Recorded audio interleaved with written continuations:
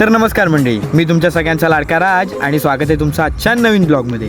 तर मंडळी, आवाज बसला होता खोकल्यामुळे, त्यामुळे काय ब्लॉग घेत नव्हतो. आत्ता पण तसाच आहे, पण थोडा सुटला आहे म्हणून आज ब्लॉग घेतोय. तर बघूया आजचा दिवस. भाई येता आता मला ही पाठी दिसते, मला लय भारी वाटतं एकदम. तिच्यामुळेच एक व्हिडिओ व्हायरल झाली माझी.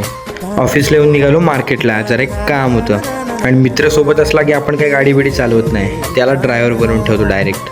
आणि तिथून आलो मित्राच्या सलूनला. कसं याला भेटल्याशिवाय आमचा दिवस जात नाही. आमचा जरा जास्तच लाडका आहे ना तो, म्हणून त्याला सारखं सारखं भेटायला यायला लागतं आम्हाला.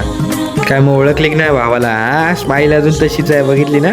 लोक कोर्टाच्या बाहेर झिजवतात, आम्ही या मेडिकलच्या झिजवतोय. कसं सारखं सारखं आजारी पडतो ना. तिथून आलो नगरपालिकेत. मित्राला म्हटलं बाबा तुझं काय ते काम कर, मी बसतो. त्याशिवाय काय मला सुधारायचं नाही.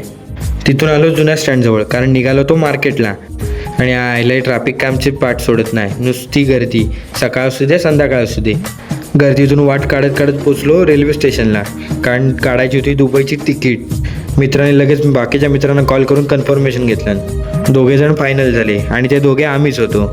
तुमचे पण मित्र असेच टांग देत असतील ना कधीतरी तुम्हाला, की आम्हाला जसे भेटले तेच काय कळत नाही. रिझर्वेशनसाठी फॉर्म वगैरे भरून झाला आणि परत निघालो या भुयारात जायला. आयला ह्याला बघूनच मला आधी भीती वाटते.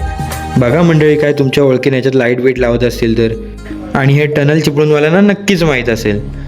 आणि हा चिपळूणकरांचा सगळ्यात आवडता स्पॉट गांधारेश्वर पूल, जो तो संध्याकाळी इथेच असतो. अहो कोणी येईल तो नजाराच्या प्रेमातच पडणार, अगदी 100%. तिथून घाई करत आलो घरी, कारण आज होता गावचा पोस्त. आणि गावच्या पोस्ताची मजा हे फक्त कोकणकरांनाच माहिती आहे. आपण म्हणतो पालखी देवळात गेली की शिमगा संपतो, पण तसं नसतं. हा शिमग्याचा शेवटचा कार्यक्रम असतो, तो म्हणजे पोस्त. हा झाला की शिमगा संपला असं म्हणायचं. आणि गावातल्या कार्यक्रमात असं काय फुकट खायला भेटत नाही हो, असं वाडा बिडायला लागतं, त्याशिवाय खायला नाही भेटत. मग काय शेवटची पंगत बसलीच आणि मी पण बसलो मग पंक्तीला. जेवून उठलो तर हे रांगेत सगळे खादडताना दिसले. मोबाईल बाहेर काढला तो सगळ्यांनी माना खाली घातली नाही. म्हटलं आत्ता का लाजताय रे, चला भेटू आता नंतर.